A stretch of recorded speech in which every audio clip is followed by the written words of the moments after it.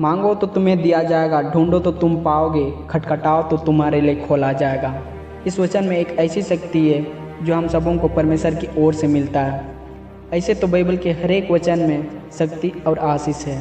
परमेश्वर कहता है, इसीलिए मैं तुम्हें कहता हूँ, तुम जो कुछ प्रार्थना में मांगते हो विश्वास करो कि वह तुम्हें मिल गया है और वह तुम्हें मिल जाएगा।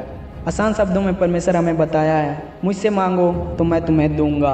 तुम अपने परमेश्वर पर विश्वास रखो। परमेश्वर ही है जो हम सबों को जीवन दिया है और हमारी इस जिंदगी की इच्छाओं को भी परमेश्वर ही पूरा करेगा।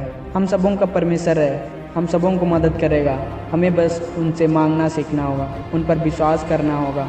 आकाशों में उड़ने वाले पक्षियों को चारा खिला सकता है, हम तो इंसान हैं। परमेश्वर ने अपने स्वरूप अपने हाथों से बनाया है, तो हमारी इच्छाओं को क्यों ना पूरा करेगा।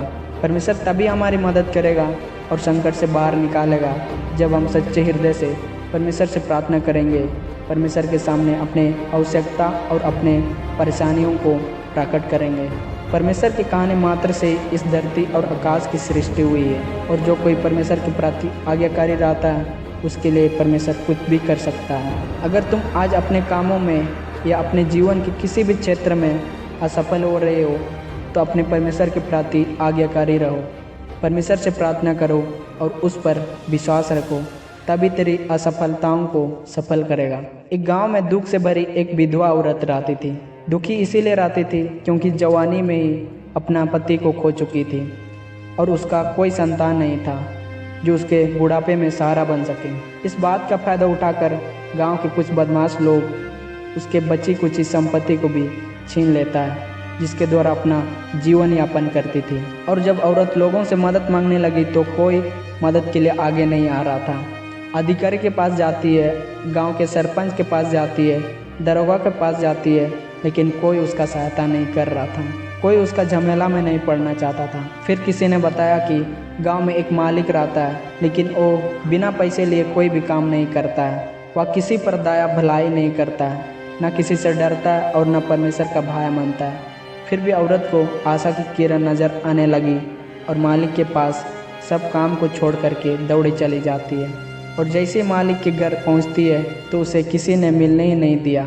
उससे लोगों ने समझा, देखो माताजी, कोई फ़ायदा नहीं है उनसे मिलने का, वो सिर्फ पैसे वालों से ही मिलता है। लेकिन औरत ठान लिया कि उसे कैसे भी मिलना है। पूरे दिन इंतजार करती रही और जैसे ही मालिक अपना काम पूरा करके घर जाने लगा, वो औरत उससे मिलने सामने आ गई और कहने लगी, साहब मुझे उस मजबूरी से बचा लो, मेरी रोजी रोटी पर दया करो। मालिक को ज़्यादा देर नहीं लगी यह जानने में कि इस औरत के पास कुछ नहीं है देने को और इसके पीछे और कोई नहीं है जो इसकी सहायता करे। उसने कहा, देखो तू अपना और मेरा समय बर्बाद मत करो, यहाँ से चली जा और दोबारा अपना मुंह मत दिखाना।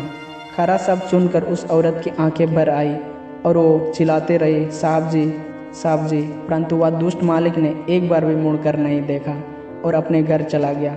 दूसरे दिन न्याय जैसे ही सुबह उठकर अपनी खिड़की खोलता है तो देखता है कि वही औरत उसके घर के सामने बैठी है, जिसकी उसने कभी कल्पना ही नहीं किया था। गुस्से में आग बबूला होकर मालिक ने चिल्लाया, अरे बुढ़िया, तुझे सुनाई नहीं देता क्या? मैंने तुझसे कल क्या कहा था? विधवा औरत ने बड़ी नम्रता से कहा, साहब मेरा न्याय चुका दो। मालिक ने अपनी खिड़की जोर से बंद की और बड़बड़ाता हुआ दूसरी ओर से चला गया। यह सिलसिला ऐसे ही चलता रहा और जहाँ भी जाता उस औरत को दोनों हाथ जोड़े और विनती करते हुए पाता, साहब जी मेरा न्याय चुका दो। अनेकों बार मना कर देने के बाद मालिक तंग हो गया। अब तो जैसे उसे डर लगने लगा कि कहीं वह इस मर्ग में होगी तो मैं कौन से मर्ग से जाऊँ, कहाँ भागूँ। परंतु उस औरत को न्याय मांगने में कोई शर्म नहीं थी। एक दिन मालिक घर में अकेले बैठकर सोचने लगा, मैं एक ऐसे व्यक्ति हूँ जो परमेश्वर से नहीं डरता और न किसी मनुष्य से डरता हूँ, परंतु इस विधवा औरत ने तो मेरे नाक में दम कर दिया है। मैं कैसे इसे अपना पीछा छुड़ाऊं? हाँ, मैं एक काम करूंगा, मैं इसका न्याय बिना पैसे के चुका दूंगा। देखिए, जब वह दुष्ट मालिक जो ना तो परमेश्वर से डरता था और न मनुष्यों की परवाह करता था, उसके बावजूद वो न्याय चुकाने के लिए तैयार हो गया।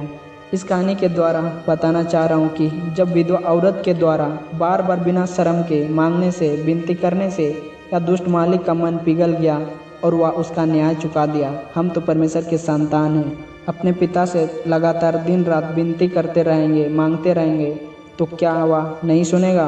क्या वह देर करेगा? कदाचित नहीं। हमारा परमेश्वर तो दयालु है, वह बिल्कुल भी देर नहीं करेगा। वरन वह तो चाहता है और प्रतिज्ञा करता है, और माती अध्याय 7 का 8 में कहता है, क्योंकि जो कोई मांगता है उसे मिलता है, और जो ढूंढता है वह पाता है, और जो खटखटाता है उसके लिए खोला जाएगा। प्रभु आपको आशीष दे। आमीन।